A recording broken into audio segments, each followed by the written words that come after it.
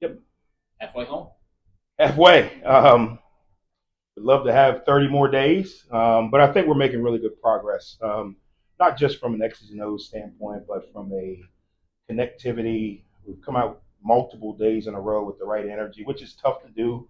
I don't know which one of you guys was in control of the West Virginia weather this year, but we've probably hit some numbers we haven't hit consistently in a while from a temperature standpoint, which is really good to test our guys' ability to generate energy. We talk about it all the time where your focus goes is where energy is going to flow. So if your focus is on things you can't control, how hot it is, what time we're practicing, that's where your energy is going to be. Our guys have come out multiple days, more than not, with the right energy and the right focus on getting better. Usually you get kind of in this part of camp and it's kind of, you're prodding them. We haven't had to do that, even with the big guys, which is usually the group that, struggles the most with the temperature and the multiple days. So it's been really good. I think the coaches are doing a good job of challenging their guys every day. Um, they're doing a really good job of keeping the installs um, competitive, if that makes sense. Challenging guys to actually study at night, not just going, A, B, C, D, one, two, three install, but really challenging guys to study. We're not doing a bunch of stuff, but we're doing it a bunch of different ways, which makes guys go home and study, makes guys get together and ask questions. So really pleased with where we are. Obviously, midway through camp, I'm good where we are. We still got a long way to go. Does a scrimmage period like you had today, does that help kind of see the fruits of some of that install over the last couple of weeks?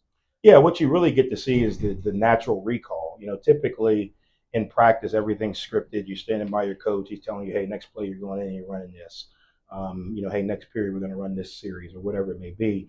Today you had to kind of do it on your own. You didn't know what was coming next. You had to play the situations, and you really get to see the recall, not just from. We're at the point now where most of our guys are ones and call them 1As. They know what to do. We're evaluating the hows and the application to situational awareness, which has been really good. There's a difference between 3rd and 10 and 3rd and 5. I mean, it sounds elementary, but there's a different alignment for everybody.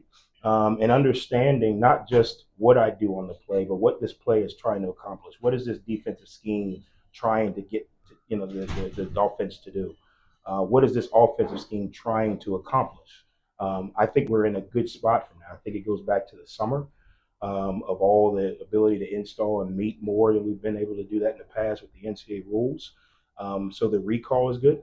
I think this team's got a really good focus. They're hungry, not just collectively but individually, and I think that's showing up. These first few weeks of camp. Has the depth really started to shine at this point? What it is, it's we've been able to have more competitive practice longer. Typically, when you got the ones and the 1As out there, practice is pretty, intense. And then when you kind of get into your twos and threes, the younger guys, it kind of dips off because of the lack of ability to execute. We haven't had as much of that because when we get to our twos, there's still a lot of competitive guys who can execute. So it keeps the energy going.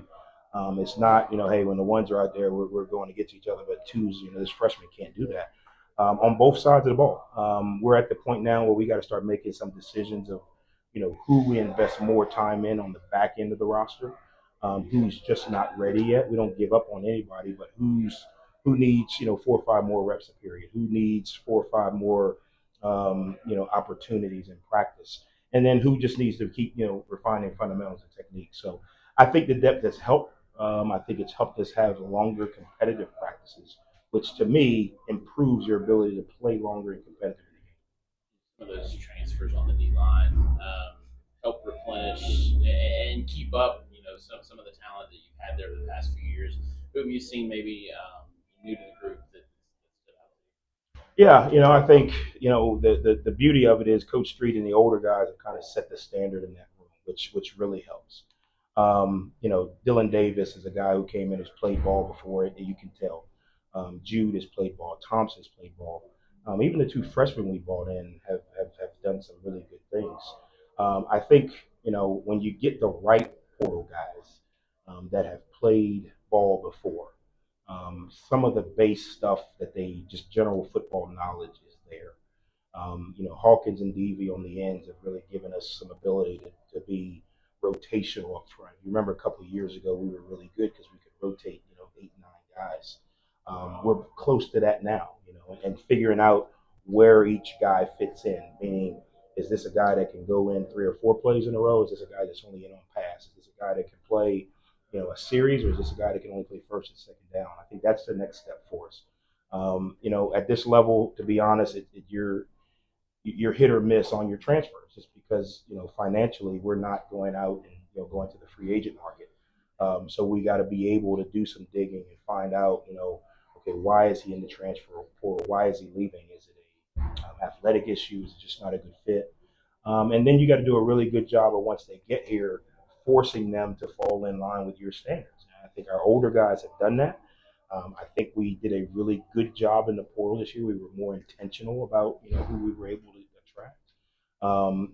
It's easy when you can go out and say, hey, here's a bunch of money. Do you want to play for us? It's really like recruiting back in the old days when we were getting 5-stars. Right, the Power 5 schools could attract the 5-stars. Now the Power 5 schools can attract the 5-star portal guys. Same thing with us. We just don't have as much time to develop a guy who may only have 1 year left or 2 years left. So we got to speed that up. We got to expedite their learning. We got to expedite their culture integration. And I think Coach Street has done a really good job with that. Guy that maybe people haven't seen as much of over the past couple of years, but a guy that's been steady for Landon Watson. His dudes on special teams. I've got in their summit linebacker, but big chance for him to step up. Yeah, he's really taken a leadership role. He's probably had the most consistent camp of the linebackers. I mean, they've been really good. I think Coach Seymour has done a good job of breaking down the fundamentals of linebacker play. There's 2 different linebackers in the world. There's linebackers that just got raw instinct. See the ball, go get it. Don't know how they got there. Couldn't tell you how they did it. Probably wouldn't be able to do it the exact same way again. And then there's linebackers that play with extreme technique and fundamentals. And that's what Coach Seymour has really gotten those guys to do. So even the guys that don't have the most experience, Leon Hart's, Heflin's, and they don't have the most playing experience, but they've been able to play the fundamentals, and it's put them in position to make more plays. Last question. Yeah. You talked about the talent gap shrinking between the 1s and 2s. We all see that physically, but how important is it mentally? It's important because now, from a competitive standpoint, guys know if I don't go out and perform every single day, this guy behind me is gonna play, and that's where you get really good, because again, in the NFL you compete because you want another contract. In college you compete because you want playing time.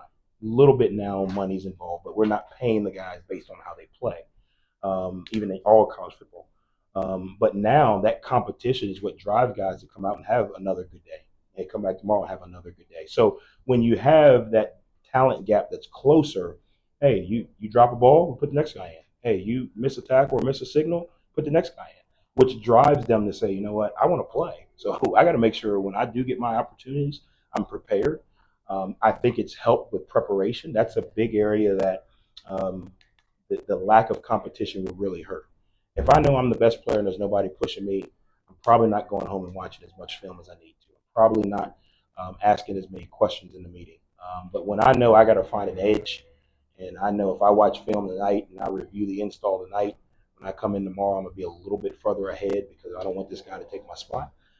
That creates collective improvement. And I think that's what we've had. Don't get me wrong, we have a long way to go. I talked to the team after. We got some things in these next couple of weeks that we really have to attack. But so far, the competition, the culture, the vibe, the connectivity of this group and the staff has been really good. Thanks. Yeah, thanks, guys.